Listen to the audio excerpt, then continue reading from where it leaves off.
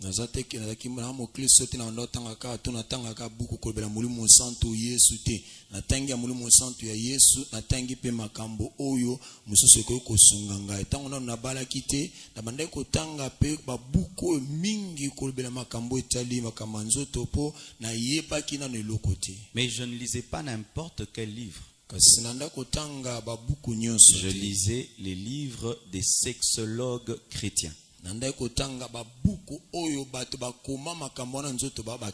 C'était pas des livres pornographiques. C'était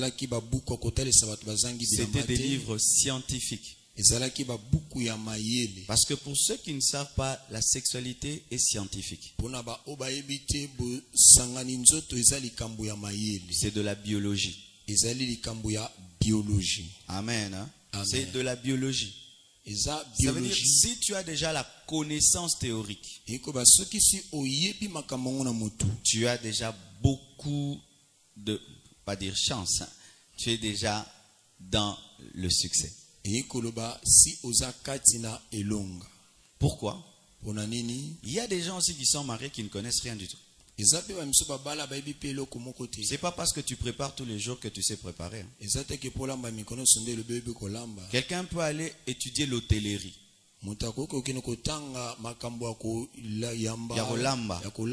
Toi, tu as commencé à préparer chez vous à la cuisine ton foufou tous les jours. Et tu prépares ton foufou pendant 20 ans. Lui ne prépare rien. Il va faire 5 ans seulement à l'université hôtelière. Lorsqu'il va sortir, il va te dépasser. Amen. Amen. Donc c'est très important. Si tu ne sais pas lire des livres, cherche des gens, des chrétiens qui connaissent. C'est pourquoi les fiancés, vous devez, avant de vous marier, aller chercher des gens mariés qui sont comblés dans ce domaine pour qu'ils vous donnent des secrets. Parce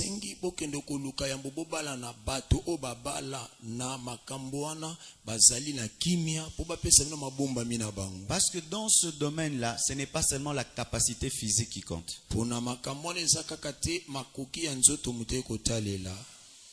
Amen. C'est aussi la connaissance. Connaître le corps de la femme, il est comment? De l'homme, il est comment? Comment l'homme fonctionne? Comment la femme fonctionne? Tu peux être un homme normal, mais tu ne sais rien.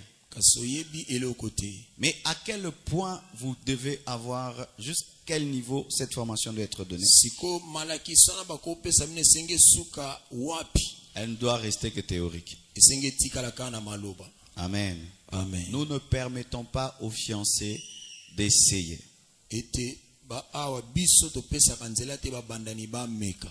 On n'essaye pas pour voir si ça va marcher. On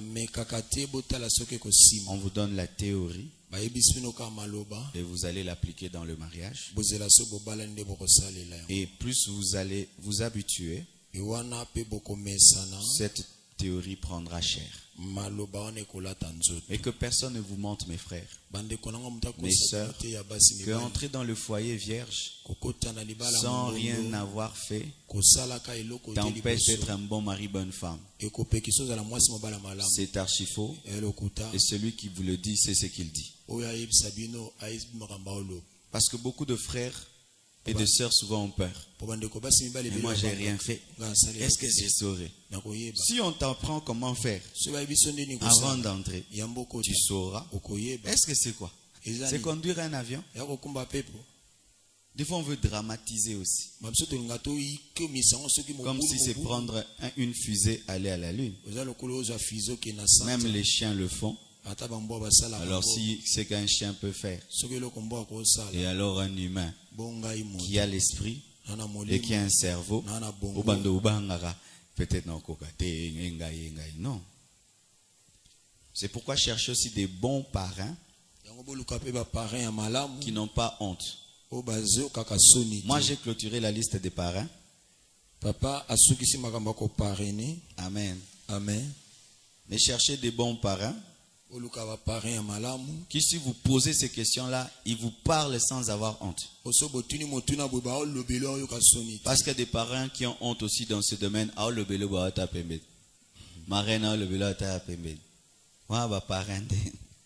Cherchez des bons parents.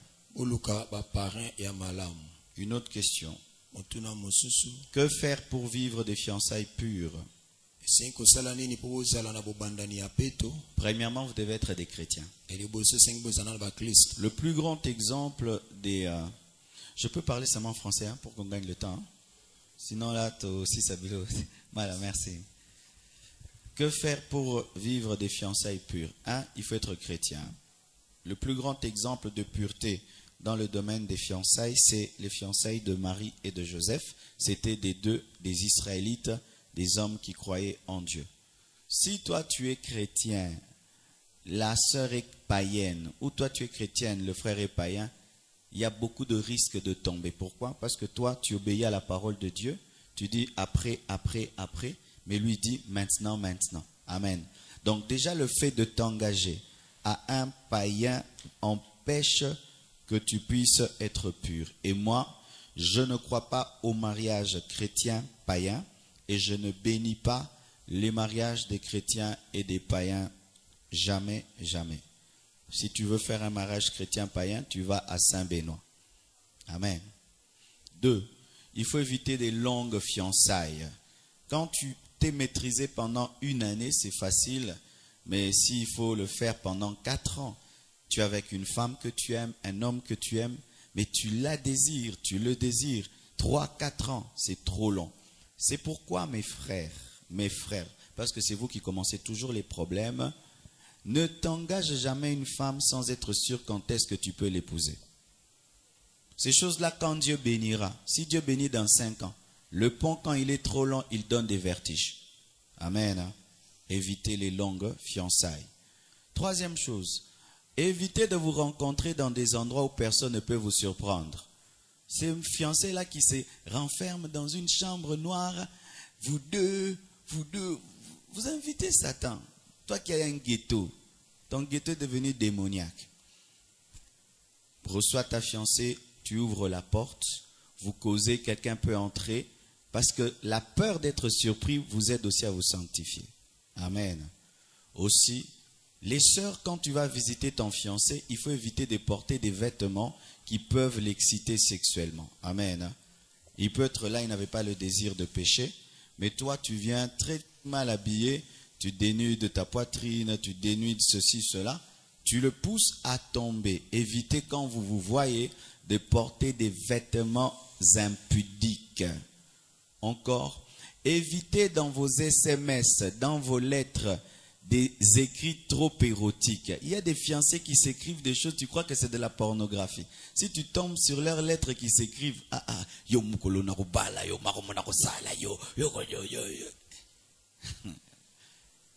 et là vous vous créez des problèmes. Aussi vous devez servir Dieu ensemble, parce qu'il a toujours été démontré que celui qui est très occupé n'a pas le temps de pécher. Amen. Servez Dieu ensemble, à la chorale, balayer l'église, aller visiter les pauvres, les malades, évangéliser, gagner le Seigneur. Comme ça, vous serez occupés en attendant de vous marier. Une autre chose, quand tu traverses des moments de faiblesse, tu dois le dire à ton fiancé, pour lui dire, ces derniers temps, quand tu viens, je ne te supporte pas. Je sens chaque fois que tu viens là, j'ai des mauvais désirs. Est-ce qu'il n'y a pas moyen que pendant 2 jours, on ne se voie pas? Les personnes sincères, ce sont les personnes qui restent fortes. Aussi, s'il se fait que l'un de vous désire tomber, il faut que l'un puisse dire non. Parce que des fois dans les fiançailles, il y a toujours un qui est fort, un qui est faible. Des fois c'est l'homme qui devient fort, des fois c'est la femme, des fois c'est la femme, des fois c'est l'homme. Il faudrait que celui qui est fort puisse toujours aider l'autre à attendre. Aussi, vous devez jeûner, prier. La vie de jeûne, la vie de prière permet de discipliner le corps, permet de dompter les désirs et les mauvaises passions. 2 fiancés qui ne prient pas, qui ne fréquentent pas l'église, tombent facilement. Et je suis étonné des gens, quand ils sont prêts à se marier, c'est qu'ils commencent à disparaître de l'église. Vous cherchez la chute. Amen. Normalement, tous les fiancés de l'église devaient participer à Oméga 30. Ça allait beaucoup les aider. Amen. Évitez les pensées impures parce que tout acte commence au niveau de la pensée. Avant de tomber avec ta fiancée, tu dois d'abord tomber avec elle dans la tête. Si elle vient aujourd'hui, je lui ferai ça. Si elle vient aujourd'hui, je lui ferai ça. Si tu commences dans ta tête, tu vas le faire. Mais si tu dis, si aujourd'hui elle vient, on va seulement causer. Quand elle va venir, vous n'allez que causer. Amen. Aussi, évitez les flirts, évitez les caresses impures. Parce que si tu flirtes avec ta fiancée, tu la caresses, après tu seras fatigué de ne que flirter et de la caresser. Tu vas chercher à entrer dans une vitesse supérieure parce qu'après avoir chauffé le moteur de la voiture, il faut démarrer. Donc ne chauffe pas le moteur de la voiture. Comment est-ce qu'un homme pourrait-il quitter l'étape des pensées culpabilisées à la pureté ou des pensées impures à la... Comment quitter les pensées impures aux pensées pures? Il faut seulement changer de cassette, c'est tout. Comment? Il faut effacer les anciennes et mettre des nouvelles. Comment cela? Il faut prendre la parole de Dieu. La parole de Dieu est la pensée la plus puissante au monde. Amen. Il n'y a pas une pensée plus puissante que la parole de Dieu. Tu dois être quelqu'un qui lit beaucoup la Bible. Le problème, c'est que les gens veulent avoir des pensées pures, mais ils ne lisent pas la Bible. C'est difficile. Moi, par exemple, j'ai toujours un livre dans mes mains. Toujours. À part la Bible. Je me suis même arrangé à avoir ma Bible dans le téléphone. Comme ça, même si je suis quelque part là, je peux... Ah, Jean 3, je lis. Tout le temps, j'ai la Bible en main. De deux, j'ai toujours un livre de chevet. Ces derniers temps, je suis en train de lire le livre de Zig Ziglar qui parle de rendez-vous au sommet. C'est-à-dire, qu'est-ce qui se passe? Dans ma tête, c'est quoi? Rendez-vous au sommet, rendez-vous au sommet, rendez-vous au sommet, rendez-vous au sommet. Quand chaque fois tu as un livre en main, le livre devient ta pensée. Il a été démontré que les hommes qui réussissent dans le monde sont des gens qui ont toujours un livre en main, toujours un livre en main. Paul a réussi, il avait un livre en main. Jésus avait les parchemins, il allait tout le temps au temple. Pierre, tous les autres avaient un livre en main. Même les grands docteurs ont des livres en main. Aie tout le temps un livre en main et tes pensées seront les pensées du livre. Amen. Le livre efface les pensées impures. La Bible et des livres édifiants t'aident à chasser les pensées impures. Mais il y a aussi des pensées qui sont des pensées démoniaques. Toute pensée qui vient dans ta tête ne vient pas de toi.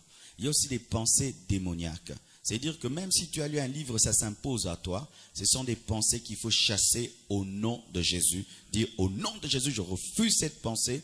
Et tu pries que le sang de Jésus-Christ couvre ta conscience, ton inconscient, ton subconscient. Que Dieu règne dans ton âme parce que c'est le siège des pensées. Amen. Et si une pensée mauvaise perdure, tu pries. Si malgré que tu pries, la pensée mauvaise perdure, tu vas voir quelqu'un. Tu dis, ces derniers temps, j'ai des pensées d'impudicité. Aide-moi. Prie pour moi. Amen.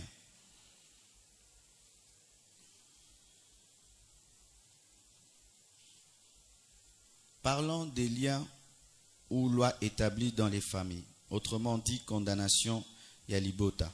Existe-t-il des liens d'impudicité? Si oui, comment être délivré de l'impudicité si elle est une condamnation pour votre famille? C'est vrai, il y a des familles spécialement impudiques, il y a même des tribus spécialement impudiques. Dans notre nation, quelles sont les tribus impudiques? Les Bangala. Moi, j'ai rien dit. Quoi? Les Baswahili. Ça va. Moi, je suis Mouswahili. Mais je suis un Mouswahili délivré. Et de deux, on dit que les métis aussi sont des uns. Mais moi, je ne suis pas impudique, je suis métis, mais je ne suis pas impudique. Mais il y a un lien chez les métis d'impudicité, il y a un lien chez les Baswahili d'impudicité. Donc, j'ai à la fois les liens des métis et des Baswahili, mais je ne suis pas impudique. Donc, c'est possible. Amen.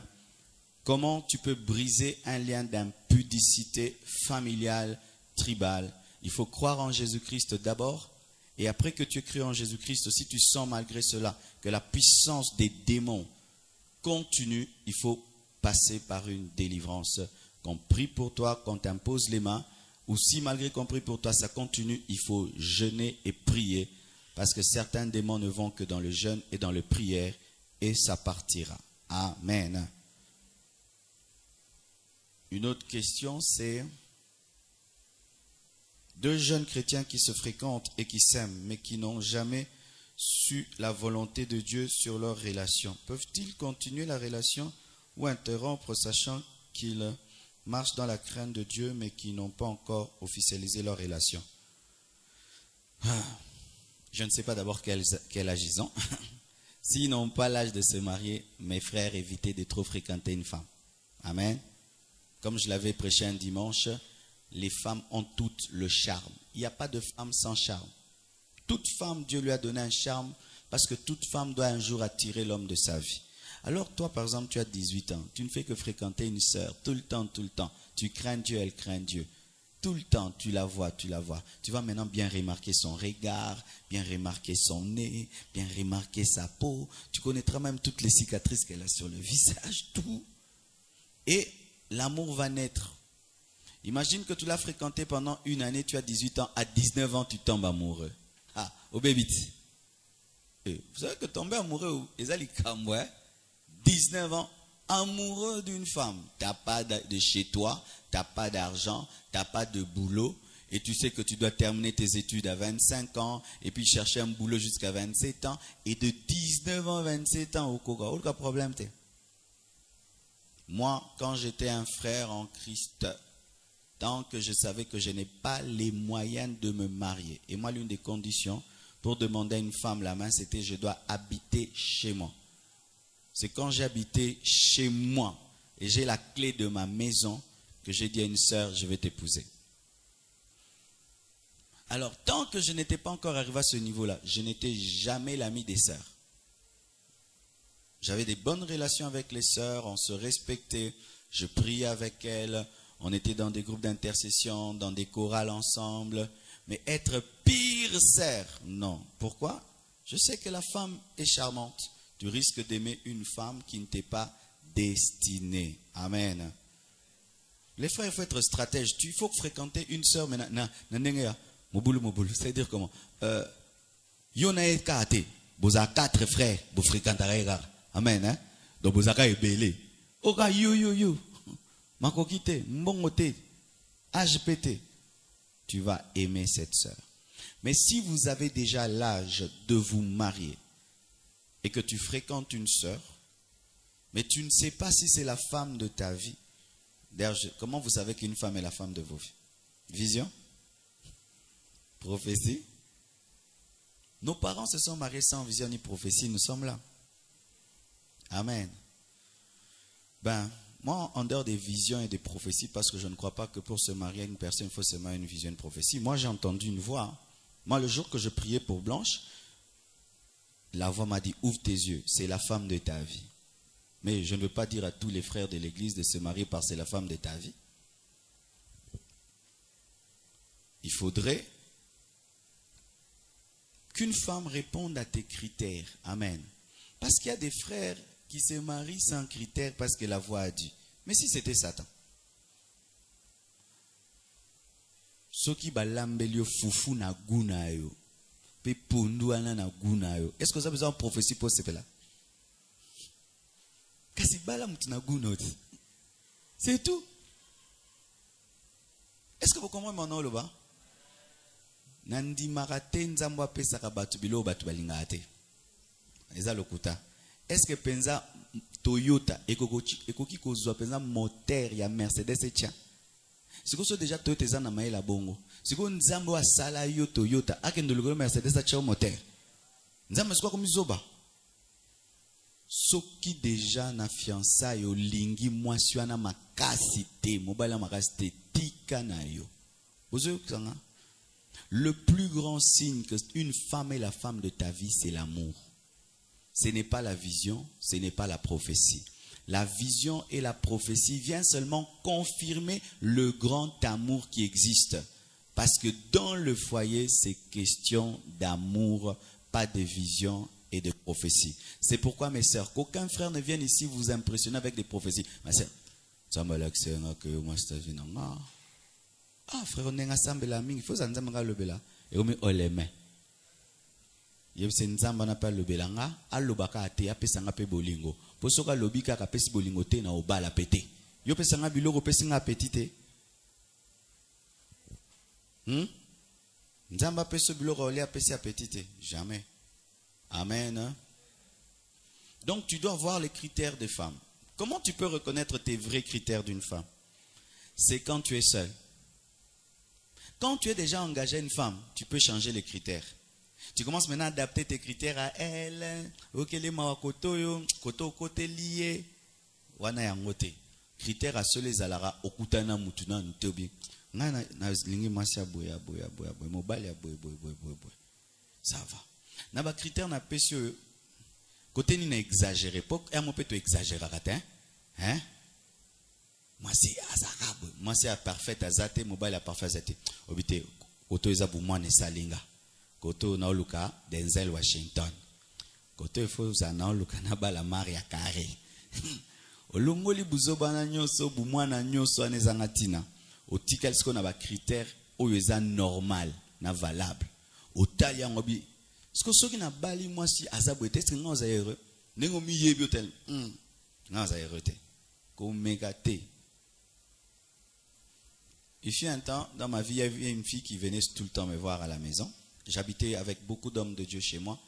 Et puis je leur ai dit, bon moni sero, jour à bon mona kenayo isabino kenanga balé, bo délivrer nga poza envoûtement. Poza ta na critère na nga moroté. Mais ndenge na yebi okyo bana fréquenter moi si tu as changé. Alors soki na yeli bino jumo na isabino ke na ko bo délivrer nga envoûtement. Quand tu connais ce que tu veux, tu peux le protéger. Mais quand tu vas fréquenter un homme, une femme, sans connaître ce que tu veux, tu vas épouser n'importe qui. Ce qui est malheureux, c'est de découvrir le genre de femme qu'il te faut dans le mariage, le genre d'homme qu'il te faut dans le mariage. Là, ça devient terrible. Ma question est celle-ci. Au vrai sens du mot impudicité, c'est le fait d'avoir des relations avec une personne de sexe autre que soi. Or le mariage ou encore avec une autre personne que son partenaire légalement connu par le Très-Haut. Alors, n'étant pas mariés, mais éprouvant certains sentiments amoureux pour qu'on aime de vrai en Christ, envisageant même bon, moi, français, moi. Je suis clair que ces sentiments sont pour une... je comprends rien. Là, j'ai rien compris.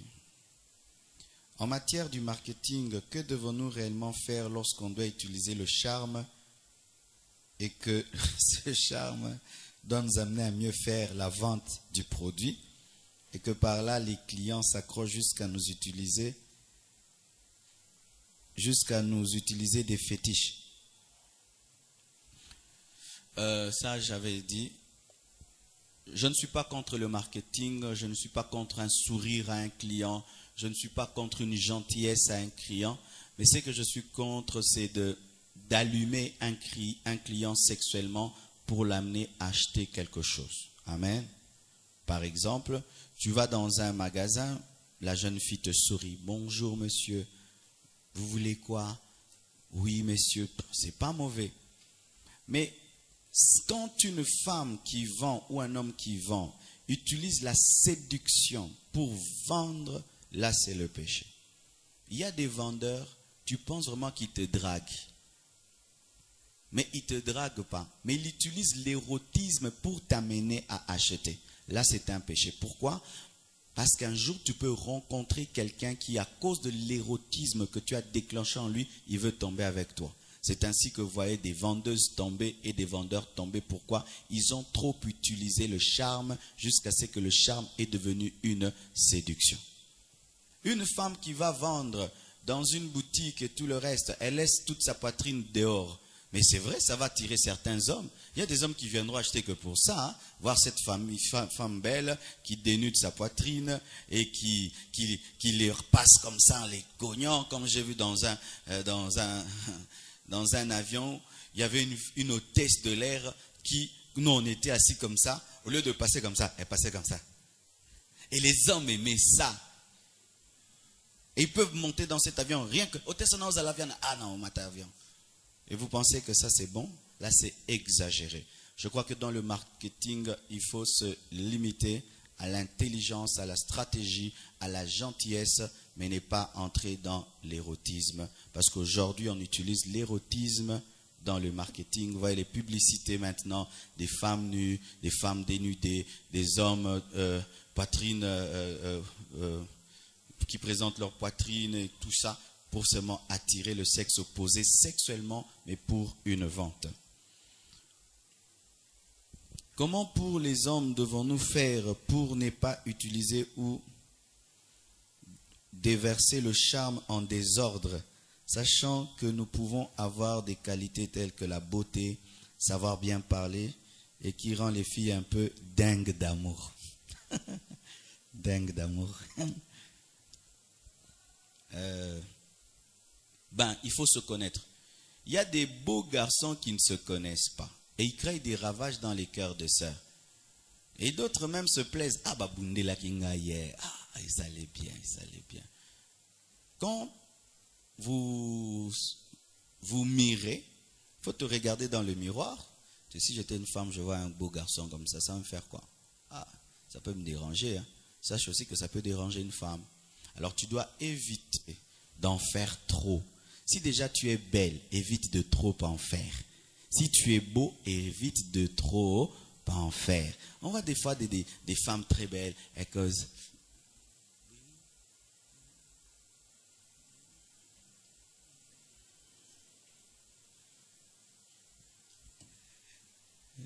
Là, tu fais quoi? Tu cherches quoi? Tu veux la mort. Tu dois doser ton pouvoir et ne le libérer que sur ta femme et sur ton mari. Amen. Hein? Tu dois le doser.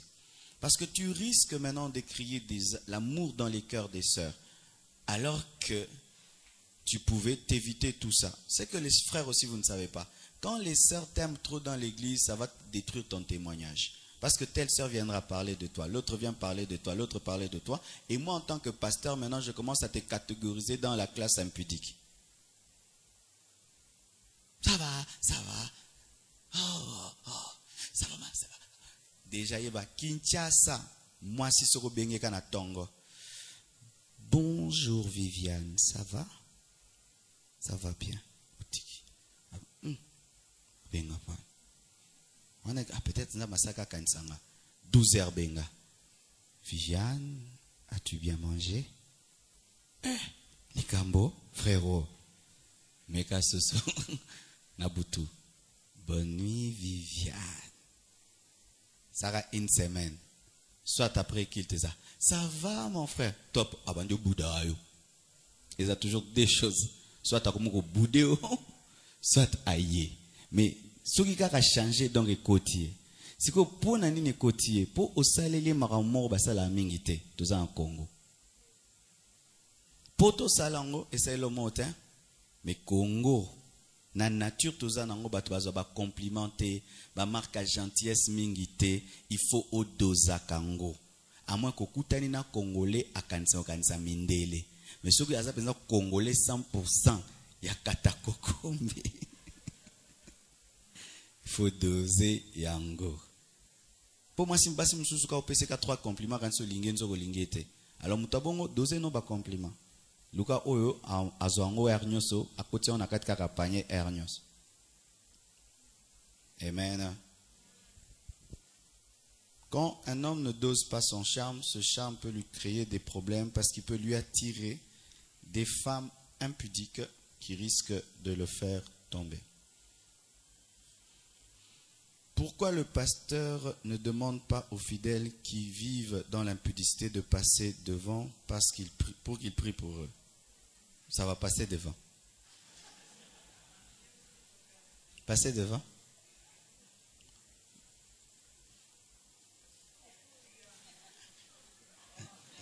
Lui n'est pas passé devant.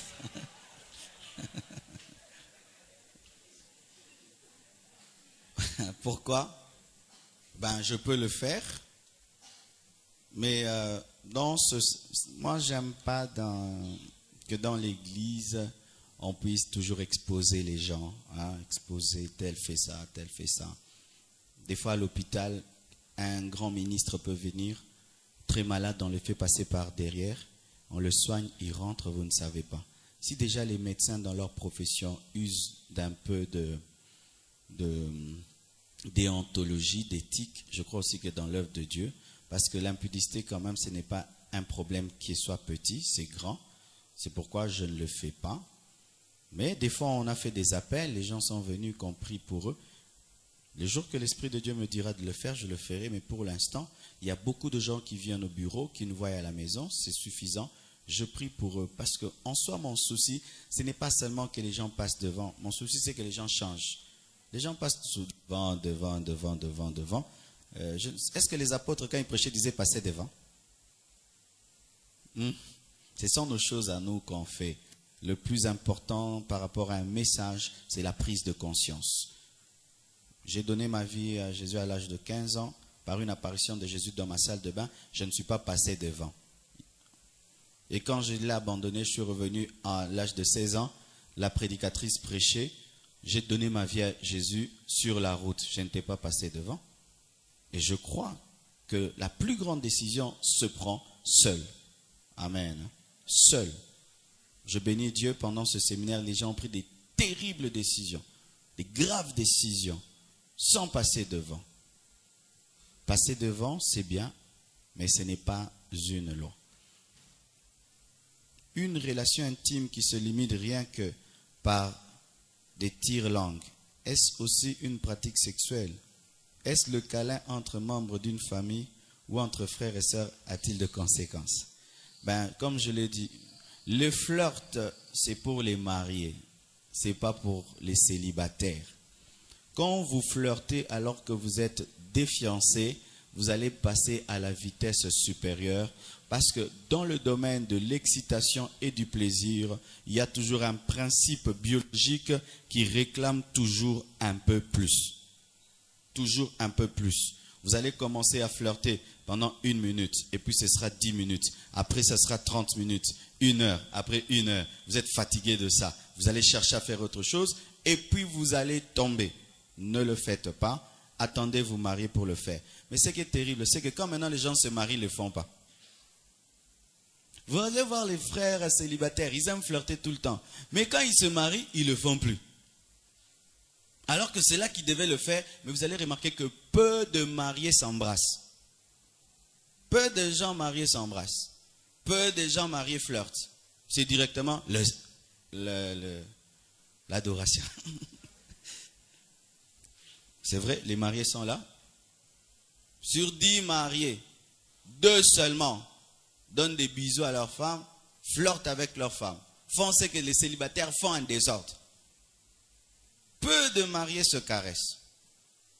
Mais les célibataires, ils font terriblement ce qui n'est pas à eux. C'est pour les mariés. Est-ce le câlin entre membres de famille? Entre membres de famille, il n'y a pas de problème. D'ailleurs, vraiment, on aimerait que dans nos sociétés congolaises, qu'il y ait des câlins dans les familles. Parce que nos familles sont souvent très froides. Hein? Très froides. Si mon petit frère Olivier, un jour, je viens, c'est moi. Ah, petit Olivier, je t'aime. Ah, tu as besoin. Ah, il est comme ça. Ah, il est que l'inga. Je connais la famille d'un ami. Ils se donnent tout le temps, ils s'embrassent tout le temps, ils se tiennent. Ah, ça c'est merveilleux. Pourvu que ça n'amène pas l'inceste. Et si vous le faites dans les normes, c'est formidable. Pasteur, ma fiancée me dit que les caresses pour elle est un soulagement. Que dites-vous? Ah! Est-ce un péché de se caresser? J'ai déjà répondu à ça. Ce n'est pas un soulagement. D'ailleurs, c'est un bombardement. Quand on le fait, on ne tombe jamais. Vous êtes déjà tombé. C'est ça le problème. Non, on s'est caressé, on n'est pas tombé. Vous êtes déjà tombé, vous caressez, c'est ça déjà tombé. Parce que ceux qui ont fiancé, na pasteur, na côté liora, na couteau, vous continuez de vous dire. Monsieur Bondolia, vous continuez au liat, vous bon appétit, pasteur. Pas une boutique. Pas une boutique. Pas une bonne explication belé. Eza yango tende tondo sala, ezala qui n'a prié les pieds nini. Pourquoi votre conscience vous reproche? Une fois quand on avait commencé l'église, je priais, l'Esprit de Dieu m'a dit, va voir telle sœur maintenant chez elle. Elle habitait seule à la maison. Tu vas la trouver avec un homme. Je suis venu. Pam, pam, pam, pam, pam, pam, pam. Coco. Elle a duré. Pas. C'était ce que j'avais dit. Je l'ai suspendu. C'est comme c'est de l'impudicité. Pourquoi? Dieu dit que celui qui regarde une femme et la convoite est déjà tombé avec elle. Si déjà la pensée est appelée impudicité, adultère, maintenant les caresses et les flirts pour les gens qui ne sont pas mariés, c'est de l'impudicité. Donnez-vous des bisous sains.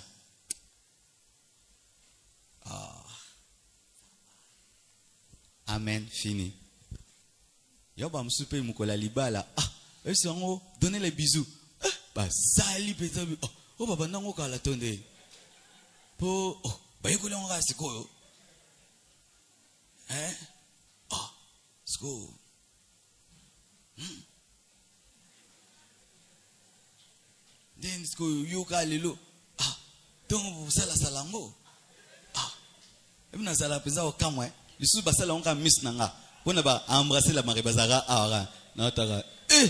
Ban.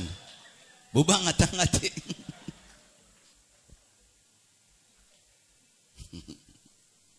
Namona ndo sarape. Pona moni mingi mbulo.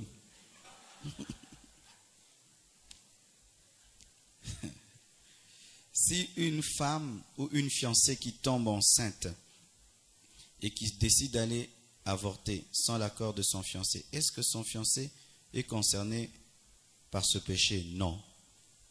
Déjà, c'est mal d'avoir des relations sexuelles avant le mariage. C'est mal d'avoir des enfants en dehors du mariage. Mais s'il y a une grossesse, allez jusqu'au bout. Amen. Je n'encourage pas les gens à avoir des enfants avant le mariage. Mais si quelqu'un a engrossé ou a attrapé une grossesse en dehors du mariage, allez jusqu'au bout. N'avortez pas. Vous ne savez pas qui sera cet enfant. Lui n'a rien fait. Il vous a rien fait. Ne le tuez pas. Gardez la grossesse. C'est vrai, l'église va parler. Ça va faire la honte, ça va faire un scandale. Mais vaut mieux garder un enfant que commettre un meurtre. Amen. Dimanche, j'ai vu une sœur de l'église qui est venue me voir, pasteur. Je viens de te dire que j'ai eu un enfant dehors du mariage. C'est vrai, je l'ai reproché. Pourquoi tu as fait ça? Pourquoi tu as fait ça? Pourquoi? Mais j'ai dû quand même prier pour cet enfant. Et demander comment s'appelle ton enfant? Mais maintenant avec ton mari là, c'est comment? Vous allez vous marier? Oui, on va le faire d'ici là en janvier. Il faut le faire. Si maintenant une fiancée va avorter sans que son fiancé ne soit au courant, lui n'a pas tué. C'est le péché de sa fiancée. N'avortez pas. Est-ce que Dieu connaît-il les enfants qui sont nés hors de mariage? Oui, Dieu les connaît. Jephthé était un fils de prostituée, mais Dieu l'a établi juge en Israël. Et Dieu l'a élevé même au-dessus des enfants de la femme légitime, parce que lui n'a rien fait. Dieu connaît les enfants hors mariage et il a un plan pour eux. Il a béni Ismaël. Amen.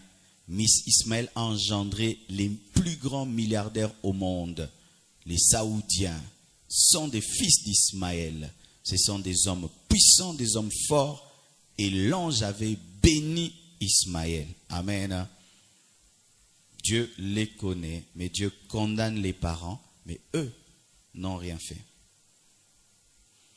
Mais souvent, les enfants hors mariage, si on ne prie pas pour eux et ils n'acceptent pas Jésus, ils ont aussi tendance à avoir des enfants hors mariage.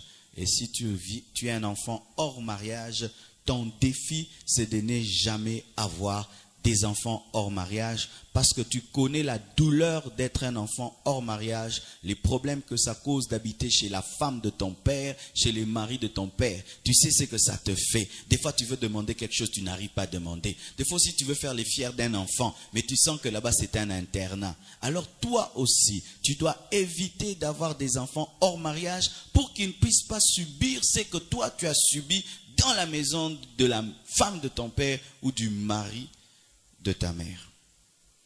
Est-ce que Dieu bénit-il le mariage? qu'on a déjà eu des relations sexuelles avant le mariage. Si votre repentance est sincère, mais je crois que des gens qui ont vécu leur fiançailles sans relation sexuelle sont bénis plus facilement que les gens qui ont eu des relations sexuelles avant le mariage. Et s'ils ne se sont pas repentis, toutes les bonnes paroles que le pasteur prononce sont nulles et sans effet. Mais s'il y a une repentance avant le mariage et que vraiment il regrette d'avoir eu des relations sexuelles avant le mariage, comme Dieu est un Dieu de grâce, est un Dieu de miséricorde, Dieu va les pardonner. Mais la Bible dit, pécherons-nous pour que la grâce abonde? Loin de là. Ah, ça va, moi aussi je vais le faire, on va demander pardon. Toi, peut-être qu'en le faisant, tu risques d'attraper le sida, tu risques d'engrosser, tu risques de créer un scandale, tu risques de mourir. Ne blaguez jamais avec la miséricorde de Dieu pour la manipuler, parce que Dieu est de loin plus intelligent que vous. Vous avez entendu une histoire qu'on nous a racontée. Un frère a été fiancé, il refuse de connaître sa fiancée, mais sa fiancée insiste avant le mariage. Ils vont faire les examens. Et avant de recueillir les examens, ils tombent ensemble. Quand ils vont, les examens sortent, la femme est sidéenne et lui ne l'est pas. Ça, c'était le passé. Mais là, il sait qu'il l'est devenu. Il a commencé à pleurer. Pourquoi? Dieu allait pardonner. Dieu pardonne, mais le kamba sida, est-ce que vous allez en kondima, au bika. Quelle est la part de l'homme dans ce qui concerne fuir l'impudicité? C'est de fuir. Et c'est comme ça, ok, course. Prends, par nangas qu'on a course les animes. Ah, qui m'a dit? Ça va. Mais aussi, la part de l'homme dans fuir l'impudicité, c'est d'abord croire que l'impudicité est une mauvaise chose parce qu'on ne peut pas fuir une chose qui est bonne. Est-ce que tu crois que l'impudicité est une mauvaise chose? Jamais tu ne fuiras l'impudicité si tu trouves que l'impudicité c'est bien. Amen. Hein? Tu dois d'abord dire que c'est mauvais pour fuir. De deux, tu dois laisser l'Esprit de Dieu te conduire, te diriger, parce que des fois la fuite ne consiste pas à courir. D'ailleurs, est-ce que tu combien bakima? Joseph, on s'arrête à ça. Joseph akima ambang. Est-ce que bisnyo soto kima ambang? Fuir, des fois, c'est seulement éviter. Amen. Tu sais que ce chemin-ci est mauvais, tu ne l'empruntes pas. Tu sens que cette soeur veut te tenter, tu n'es plus trop gentil avec elle. Tu sens que ce frère veut te tenter, tu ne le fais plus rire. C'est aussi fuir. Amen. Hein? Tu vois une mauvaise pensée t'amène vers une femme, tu la résistes. C'est aussi fuir. Tu sens qu'au travail, là, il y a tel qui me tente, tu commences à le fuir. C'est aussi fuir. Amen.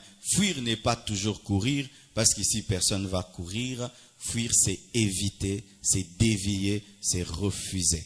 Amen. Si une fille fait un enfant avec un homme, que celui-ci verse 10 casiers de bière et $200 dans l'enveloppe, et il continue à s'occuper de la fille et de l'enfant parfaitement, est-ce possible de continuer à avoir des relations sexuelles avec cet homme? Pouvons-nous traiter une telle relation d'impudicité? Si ce qu'il a donné, c'est ce qu'on appelle prédot, ça je sens c'est une prédot, parce que maintenant les dots c'est 1000, hein? Amen. Donc c'est une prédot. La prédot n'est pas la dot, d'abord on dit prédot, donc ce qui vient avant la dot, donc il n'a pas le droit d'avoir des relations sexuelles.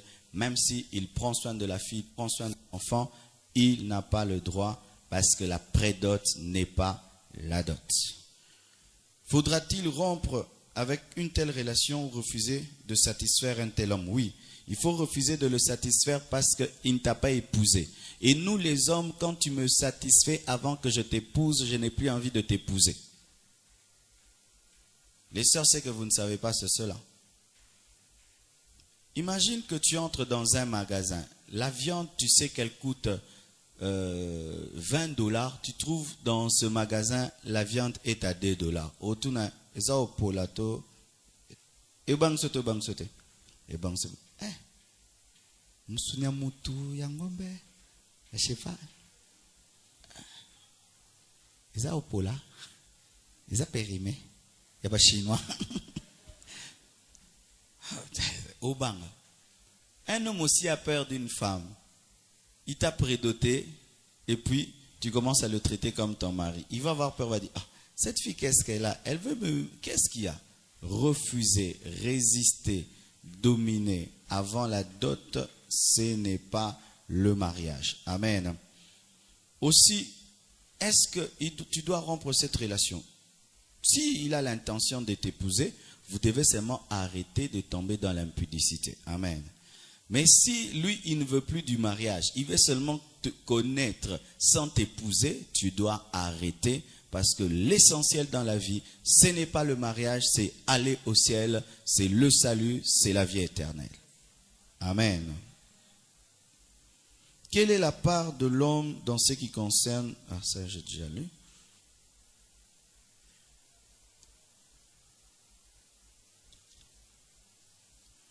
Que dites-vous des pasteurs qui exposent en public leurs fidèles qui tombent avant le jour du mariage?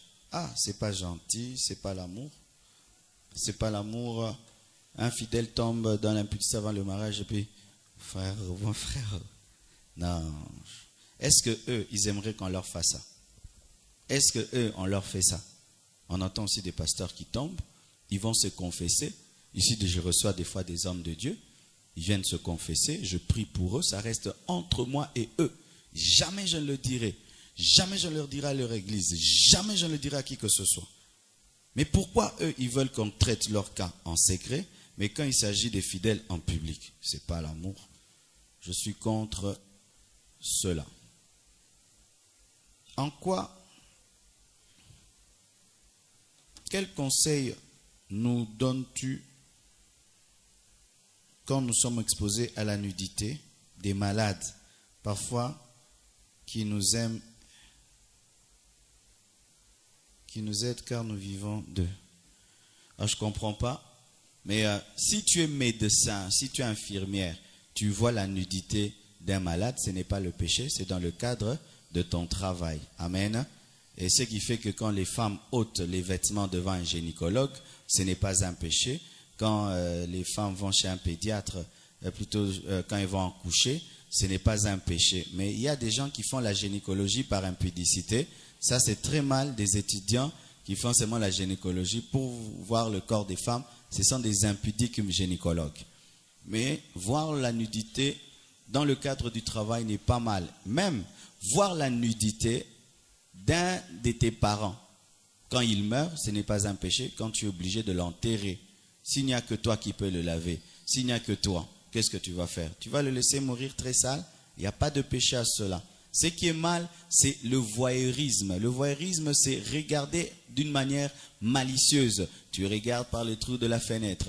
Et comme je connais des jeunes qui aiment regarder leurs parents et les adultes, ça maudit, ça maudit, ça maudit. D'autres qui habitent les étages là, ils aiment toujours regarder dans les kikoso, la tente, ceci. Tu connais déjà les programmes de gens quand ils se lavent. Tu es un maudit.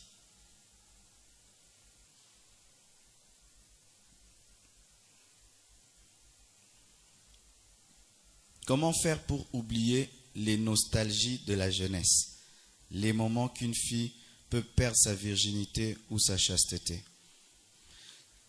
Comme je l'avais dit, la sexualité marque la vie. C'est pourquoi je vous déconseille d'avoir des relations sexuelles avant le mariage. Parce que tu peux avoir un copain qui va te satisfaire à un niveau où pour l'oublier, ça devient difficile. Tu peux avoir une copine qui va te satisfaire à un niveau, pour l'oublier, ça devient difficile. Quand tu la vois, tu commences à trembler. Quand tu le vois, tu trembles parce que tu sais ce qu'il t'a fait. Ça devient difficile. Et maintenant, si tu veux épouser un homme qui ne te satisfait pas comme ton copain, tu veux épouser maintenant une femme qui ne va pas te satisfaire comme ta copine, vous voyez les sérieux problèmes que vous vous créez. Pour quiconque a eu un passé avec des grandes expériences, ma prière est la voici. Que Dieu te fasse épouser une gomme ou un gomme. C'est-à-dire un homme capable d'effacer ces expériences en te satisfaisant à leur niveau, même au-delà de leur niveau. C'est pourquoi vous qui avez eu des grandes expériences sexuelles avant de vous marier, vous ne devez pas vous marier rapidement. Vous devez bien prier pour que Dieu vous aide à oublier vos ex, à oublier votre passé, parce que le passé reste dans la mémoire, et la mémoire plutôt reste dans le cerveau, et le cerveau est aussi un grand organe sexuel. Et si le cerveau a des problèmes dans la tête, tu risques d'avoir des problèmes dans ton foyer, parce qu'au moment où tu es avec l'homme de ta vie, la femme de ta vie, les anciennes images peuvent te revenir en ce moment-là, ce qui fait qu'il y a des gens, tu penses qu'il est en train de dormir avec sa femme, mais il dort avec son copain. Tu penses qu'il dort avec sa copine, il est avec son homme, alors qu'il est avec quelqu'un d'autre. D'autres même, pour arriver même à être satisfaits ou satisfaites, doivent penser aux ex pour avoir de la jouissance, et ça c'est de l'adultère dans le mariage. Donc quand vous interdit là, c'est pour votre bien. C'est pour votre bien. Priez Dieu que ces expériences soient oubliées et que Dieu vous donne des personnes qui peuvent vous aider à les oublier. En quoi le flirt est vraiment un péché? Ça, j'ai déjà répondu.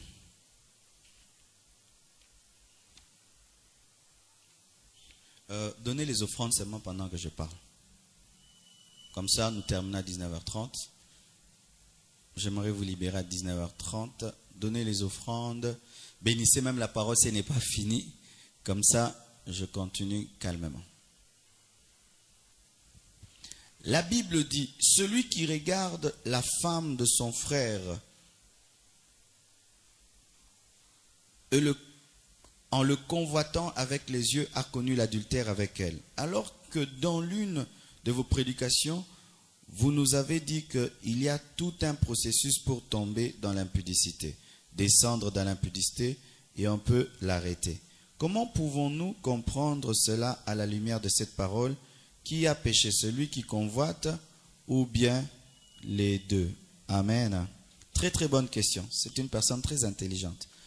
J'avais dit ceci, qu'on ne tombe pas dans l'impudicité, mais on descend. Amen. Et le frère ou la sœur dit, mais pasteur, tu avais dit que tomber c'est un processus. Maintenant, vous dites aussi que celui qui pêche en pensée, la Bible dit celui qui pêche en pensée a déjà commis l'adultère. Quand je parlais de descendre, je parlais de l'impudicité qui devient un acte. Parce qu'il y a deux sortes d'impudicité. Il y a l'impudicité au niveau de la pensée et il y a l'impudicité au niveau des actes. Amen. Tomber dans l'impudicité au niveau des actes, c'est tout un processus, c'est pourquoi on dit descendre. Mais tomber dans l'impudicité au niveau de la pensée, c'est quand tu penses tu es tombé. Amen. Donc l'impudicité commence comme une pensée. Et déjà avoir une pensée de convoitise que tu acceptes, c'est l'impudicité. Mais pour arriver maintenant à extérioriser cette chute de la pensée, il y a tout un processus que tu peux arrêter. Ce qui fait qu'en matière d'impudicité, il faut confesser deux péchés. Un, la mauvaise pensée et l'acte mauvais. Vous comprenez ça? Écoutez ceci. Si tu as une pensée impure envers une femme, comme une sollicitation, tu résistes à cette pensée, tu n'es pas tombé. Amen. Couche avec elle, couche avec elle. Non. Ce n'est pas le péché. Couche avec elle, couche avec elle. Oui. Je vais faire maintenant comment? Comment je vais y arriver? Tu es déjà tombé. Couche avec elle. Non, tu n'as pas péché. Couche avec elle. C'est vrai. Comment? Je dois lui donner l'argent. Je dois lui parler. Je dois. Tu es déjà tombé. Maintenant, tu es déjà tombé en pensée. C'est déjà l'impudicité. Mais physiquement, tu n'es pas encore tombé. Si maintenant cette décision perdure en toi, elle va devenir un acte. Mais si tu dis, Seigneur, pardonne-moi d'avoir commis l'impudicité dans ma pensée, tu ne vas pas la traduire en acte. C'est ce que j'avais expliqué. Amen. Comment connaître une relation, si une relation sérieuse, parce que le concubinage et le copinage est un péché? Vous pensez que pour savoir qu'un homme est sérieux, il faut déjà vivre le mariage avant le mariage? Amen. Vous pensez ça vraiment? Non. En Europe, c'est cela. Des fois, est-ce que vous souvent babalana? Souvent babalana, na tofanda non bon yo no balo na yebio te faut tofanda non ensemble to botipe bana na ba penza koza féconde et puis wana siko to balani. Dieu n'a pas dit ça. Et peut-être je vais te choquer, on se marie par la foi, le mariage est un risque. C'est un cadeau emballé, tu découvriras seulement la maison. Donc s'il y a une bombe, yo kaka. C'est un gâteau, yo kaka. Oh, j'étais choqué, mais c'est vrai. Dans l'église, le mariage est une surprise. C'est-à-dire que tu épouses quelqu'un que tu aimes et que tu sembles connaître par les fiançailles, mais sa vraie nature, tu la connaîtras dans le mariage. C'est pourquoi il faut prier. La plupart des fiancés sont des hypocrites. La plupart des fiancés sont des hypocrites. Une femme, si elle veut le mariage, elle va changer. On me maille.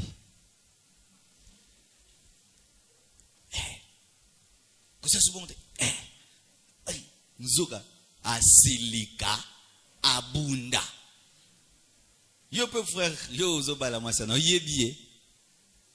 Okute kana batangwa kimia, nano choka ete de ba mekaka jipo memio na ba ngomota pesa soka mortiseur na 4x4 sala.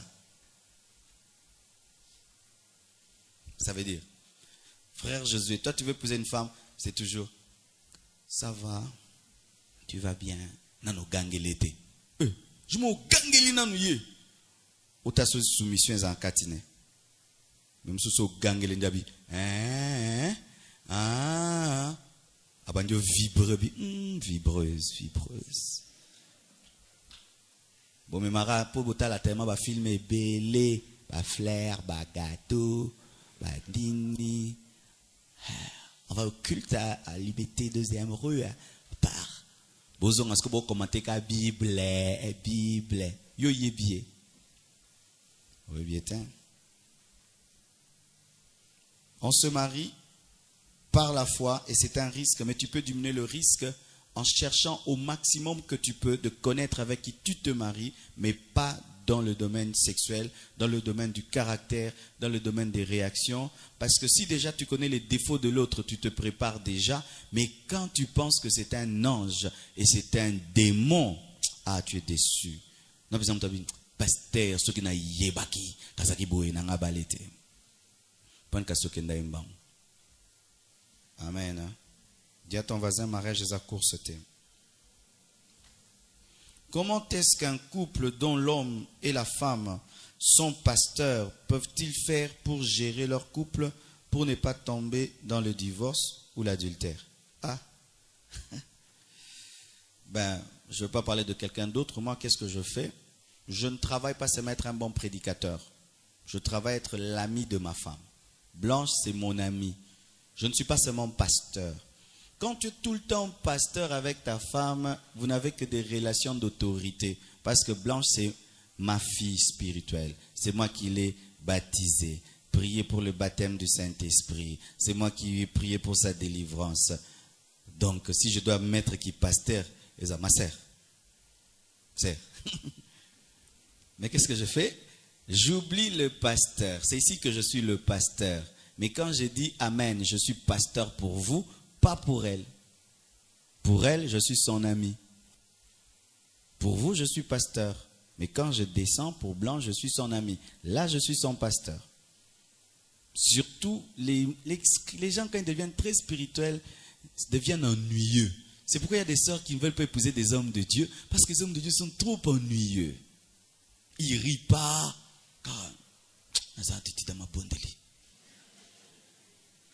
Kim singa vision. Je pas comme na musuni boye. Non que ba pasteur lola. Pasteur pali a shawarma, ala taper culotte nandaku, a se carapé, amen, a saba blague, Abimsape-moi-si, restaurant, tout comme un homme. Il faut seulement être un homme, mais un homme spirituel. Amen. Hein? Et aussi, il faut travailler ensemble. Quand toi, l'homme, tu es trop dans le travail, la femme est loin, ça crée des problèmes. Ce vide-là crée des problèmes. Il faudrait que la femme soit aussi à côté de toi dans le travail parce que vous vivez les mêmes réalités et ainsi elle peut mieux te comprendre et mieux te protéger. Et aussi, il ne faut pas fréquenter des pasteurs impudiques. Moi, seulement quand tu es un pasteur impudique, tu n'es plus mon ami. Fini. Quand tu es un pasteur divorcé, c'est fini. Quand tu es un pasteur, tu n'aimes pas ta femme, je vois que tu fais souffrir ta femme, tes enfants, je viens chez toi, je trouve, ça c'est un... Je te fuis. Pourquoi? Parce que ce que tu vois, tu vas finir par l'imiter. Alors je ne côtoie que des hommes de Dieu, épanouis comme des prédicateurs, mais comme des hommes mariés, et ils m'édifient, ils m'affectent. C'est cela. Amen. Comment une personne qui compte se marier, son ami, doit se comporter? Et on peut prendre combien de temps pour ne pas tomber à l'impudicité? Combien de temps? Toute la vie. Combien de temps? Est-ce qu'ils ont un droit à un bisou? Fara. Bisou fara, c'est quoi? J'ai dit pas de flirt. Amen. Si c'est ça, bisous, fara. Et il n'y a pas de temps de sainteté. La sainteté, c'est pour toute la vie. Amen. À propos de l'impudicité dans les pensées, comment faire lorsqu'on tombe amoureux? Parce que dans le cas, on est tant obstiné par le désir de penser à cette personne et parfois on vit tout un film. C'est vrai. Quand tu... ça aussi je dois expliquer. Tu ne peux pas aussi épouser quelqu'un sans être attiré sexuellement par cette personne. Amen. Il faudrait qu'il y ait ce qu'on appelle l'attrait sexuel, l'attrait érotique, parce que tu n'épouses pas ta sœur, tu épouses une femme. Donc tu ne peux pas épouser une femme quand vous êtes fiancé, tu la vois, tu sens rien. Elle te fait rien. Elle te fait rien comme ta sœur, comme ta tante. Elle te fait rien. N'épouse pas une femme ou un homme qui ne t'attire pas érotiquement. Être attiré érotiquement est une chose et avoir des pensées de péché est une autre chose. Est-ce que vous comprenez ça? Être attiré érotiquement par une femme parce que tu veux l'épouser, c'est normal, c'est naturel. C'est comme l'aimant qui attire le fer, c'est normal. Mais avant maintenant la pensée de tomber avec elle, avant de l'épouser, c'est ce qui est mal. Mais ne vous mariez jamais sans attraction érotique. Souvent les frères et les sœurs en Christ, vous le faites. Parce que vous êtes esprit, alors que le mariage c'est aussi physique. Une femme que tu veux épouser, tu la vois, rien, frère, change. Même si elle te plaît dans les caractères, même si elle te plaît dans l'esprit, elle vit prière, ne l'épouse pas. Ne l'épouse pas. Vous irez ouvrir une grosse église à la maison et vous aurez des enfants très bien éduqués, mais dans ce domaine-là, il n'y aura rien. Et quand maintenant ta femme ou ton mari ne t'attire pas, un autre homme t'attirera, une autre femme t'attirera. Pourquoi l'homme que tu veux épouser ne t'attire pas? La femme que tu veux épouser ne t'attire pas? Peut-être il se fait que le genre d'homme que toi tu veux, ce n'est pas lui. Le genre de femme que toi tu aimes, ce n'est pas elle, mais tu veux quand même l'épouser. Comment faire pour éloigner de sa vie un homme ou une femme qui pousse chaque fois à tomber à l'impudicité tandis qu'on l'aime? Comment procéder pour lui faire comprendre? Il faut lui parler, lui dire que je suis chrétien, ce qu'on fait est mal, ça dérange ma foi, ça dérange ma conscience, je ne peux plus continuer à te donner mon corps alors que tu ne m'as pas épousé. Et tu dois être ferme. Ce n'est pas quelque chose qui doit discuter, c'est une imposition. Tu ne viens pas devant lui pour discuter. S'il accepte, on arrête. Non, qu'il accepte ou qu'il refuse, tu arrêtes. De deux. Si malgré cela, il insiste, tu dois couper la relation. Vaut mieux pour toi couper ta main et entrer au ciel, comme on dit, manchot. Vaut mieux enlever ton œil et entrer borgne au ciel. Et aussi, s'il faut des fois effacer son numéro de téléphone, tu effaces son numéro de téléphone. Si des fois il faut changer de SIM, tu changes de SIM. Si tu dois même changer de trajectoire, tu changes comme quelqu'un qui est en train de fuir la mort. Le problème des fois, c'est que quand nous voulons rompre, nous sommes des fois trop gentils alors que la personne veut te tuer. Et aussi, sache que lorsque quelqu'un te fait tomber dans l'impudicité, ce n'est pas seulement elle qui te fait tomber. Toi aussi, tu la fais tomber. Vous vous faites tomber. Et étant un chrétien, une chrétienne, tu es en train d'empêcher quelqu'un de se convertir et de donner sa vie au Seigneur. Tu es en train de faire le travail de Satan. Amen. Tu dois lui parler. Tu dois te séparer. Tu dois le quitter. Et des fois même, si ça devient sérieux, changer de numéro. Pasteur, la plupart de filles à qui j'ai dit d'arrêter leur relation sexuelle avec leur petite amie m'ont répondu ceci. On commence toujours par être des petits amis, ensuite fiancés et enfin mariés.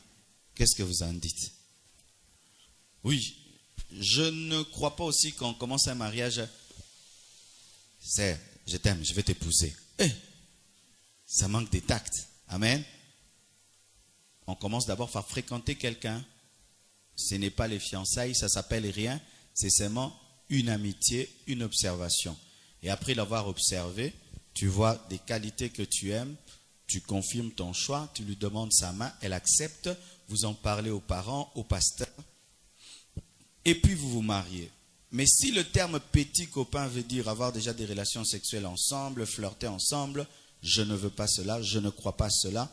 Mais si être ami veut dire observer, fréquenter pour observer en vue du mariage, c'est normal parce qu'on ne sort pas seulement dehors et puis yo, non balo. Mais il y a des frères aussi qui font ça. Alors que la licola sort un cheval, c'est non balo. Olinga inga depuis quand? Na kilto ka tant ozo adorer ana nengo tutombola maboko ana kembo. Namona obalo. Omona kalelo, kalelo. Nzamba tina nga église esenga masavi na nga za awa ameza yo pe ba msupa ndimi yo yebie.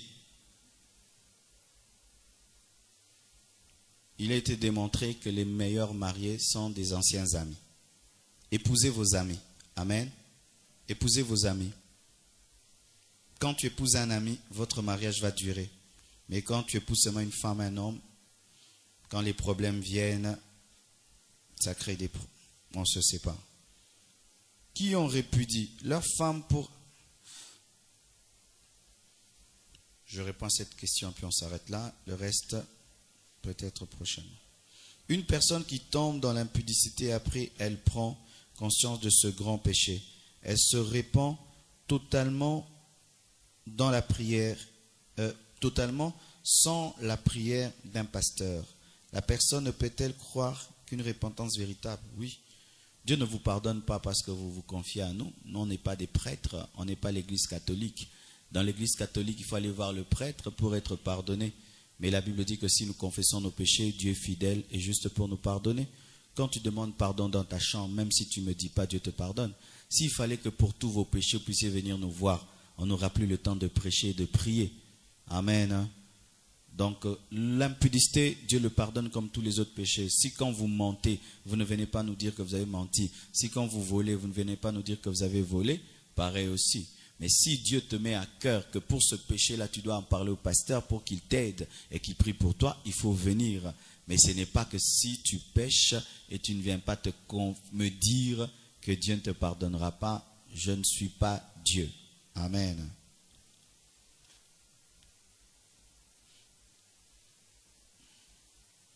Que penser des gens qui ont répudié leur femme pour un problème autre que l'adultère? Ils ont prétexté que c'était la sorcellerie. On ne répudie pas une femme parce qu'elle est sorcière. Hein, mes frères? Mes frères? Mes frères? On ne répudie pas une sorcière, on prie jusqu'à ce qu'elle est délivrée. On ne répudie pas une femme parce qu'elle est sale. On ne répudie pas une femme parce qu'elle est impolie. On répudie seulement une femme pour raison d'adultère.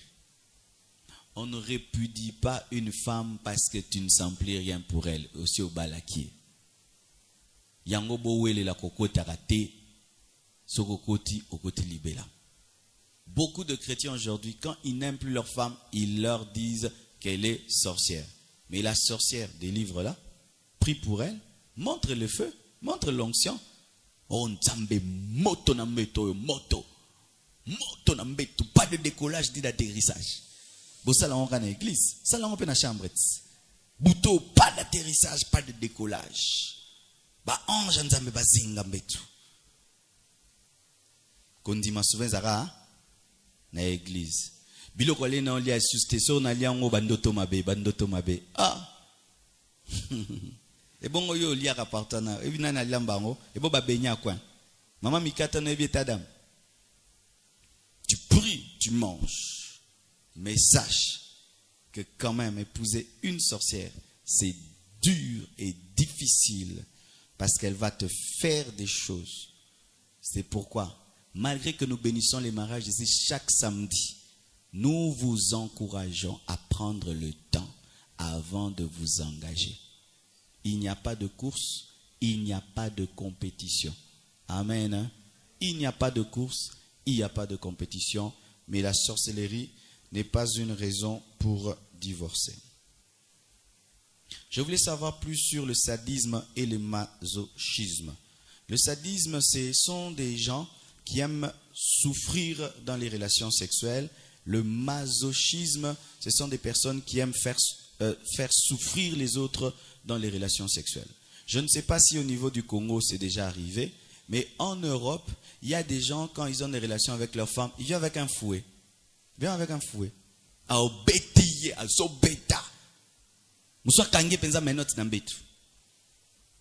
Et il y a maintenant des gens qui aiment faire ça aux autres pour avoir du plaisir, mais il y a d'autres qui aiment qu'on leur fasse ça. Ce sont des déviations au niveau du cerveau, au niveau sexuel, qui commencent même à venir en Afrique à cause de l'imitation. Mais sur base naturelle, la plupart des hommes sont des machos. Quand on était des enfants, on pensait qu'un homme viril, c'est un homme qui fait souffrir une femme. Quand on était des petits dans les quartiers, un grand frère venait. Ah, nazafiana, nengi penzana nyokoliye. Vieux porto ça zamubali, na nyokoliye mabe, na nyokoliye, na nyokoliye. Et dans nos têtes, c'était ça maintenant. Ah, donc un homme, c'est celui qui fait souffrir une femme, qui fait souffrir une femme. C'est ainsi que des hommes maintenant vont chercher les produits des Sénégalais, des ceci, pour faire souffrir.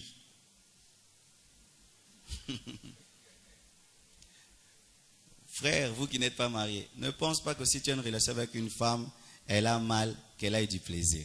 Moi, si on a kaka, oyo kapasi, akipa mba msusu skokuna sekaka. Okiminga, mingande mobile, hein? Yo monyoko liti. Ah, il faut que l'on a mis tout. Pour pas faire monsieur baza bonga bali, ce quoi après, ah ça pensa ka ouais. Na mutune na nyoko li do andi minga pensa. Nanini, pas si belé boy. Avant Bobala, Boya, te expliquer bien. Ce sont des machos. Il y a aussi des femmes qui sont des sadiques. Elles aiment aussi souffrir. Je connais une soeur qui me disait, Pasteur, ngamba soit betting à tazambal, te fa bêta. Soit zo bêta ngai. Donc elle veut qu'on couche avec elle, on la tape aussi. Tape. Il y a des femmes comme ça, hein? Mouteux ça bien té. On la tape, on la tape. Quand elle pleure, elle aussi, ah mon balo pensa ko bêta ngaboye pensa, eh mon na onyo kwa ma, wa pazo bien.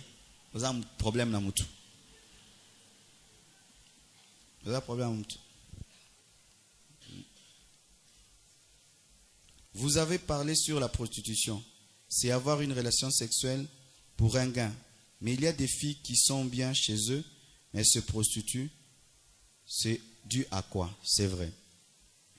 En règle générale, la prostitution, c'est pour un gain, c'est pour de l'argent.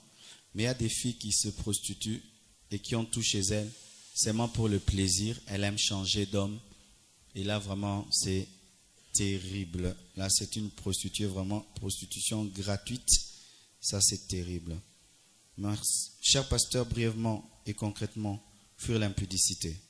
J'ai déjà dit, quel est l'élément capital ou fondamental qui pousse les hommes, même serviteurs de Dieu, à tomber dans l'impudicité. Il n'y a pas un seul élément, il y a beaucoup d'éléments. J'en ai parlé dimanche sur les causes de la chute de David. Il y a beaucoup d'éléments. Celui-ci n'est pas satisfait avec sa femme.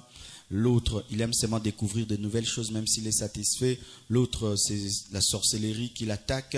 L'autre, il n'a pas de vie de prière. L'autre, il a une mauvaise compagnie. Il y a beaucoup de causes pour tomber. Quelle est la meilleure façon de fuir l'impudicité? C'est être ancré profondément dans la parole de Dieu et dans le Saint-Esprit. Quelqu'un qui est vraiment ancré dans la parole de Dieu et dans la communion avec l'Esprit ne peut pas tomber. Est-ce que la masturbation peut être pratiquée de l'impudicité? Comment s'en sortir? On ne peut pas pratiquer la masturbation. Avec le peu de temps que j'ai eu à servir Dieu, je me suis rendu compte que la masturbation est l'un des grands péchés dans les églises.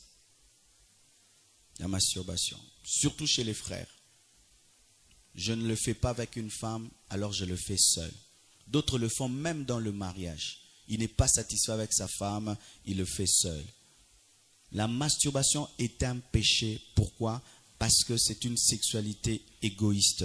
Dieu n'a pas fait la sexualité pour être pratiquée personnellement, de manière égoïste, mais Dieu a créé la sexualité pour être partagée. La masturbation est un péché. La masturbation, c'est de l'impudicité. La masturbation diminue la concentration, amène un esprit de culpabilité. La masturbation ouvre la porte aux femmes de nuit et aux maris de nuit.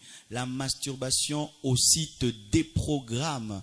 Parce que quand tu te masturbes, mon frère, ma soeur, tu es en train de créer un rythme dans ton corps, une manière d'être touché. Et maintenant, tu épouses quelqu'un qui ne te touche pas comme tu te touches. Et ainsi, ça va créer un problème que tu auras besoin, même si tu te maries, de te toucher toi-même parce que ton corps s'est déjà habitué à une certaine manière.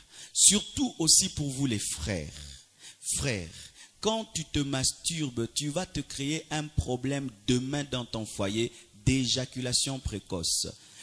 Le plaisir masculin vient très très vite. C'est pourquoi un bon homme, c'est un homme qui sait maîtriser son plaisir pour donner du plaisir à la femme. Le plaisir de la femme vient difficilement, il vient lentement. Celui de l'homme vient vite. Maintenant, quand tu te masturbes beaucoup, maintenant ton plaisir viendra encore plus vite. Et maintenant, quand tu vas te marier, ta femme n'est pas encore arrivée. Toi, tu as déjà atterri, tu as fini. Et imagine ça, frère. Tu te maries, tu fais de la masturbation, tu te maries demain. 3 minutes après, tu as fini. Alors que ta femme venait de s'échauffer seulement, mais toi déjà, tu as fini.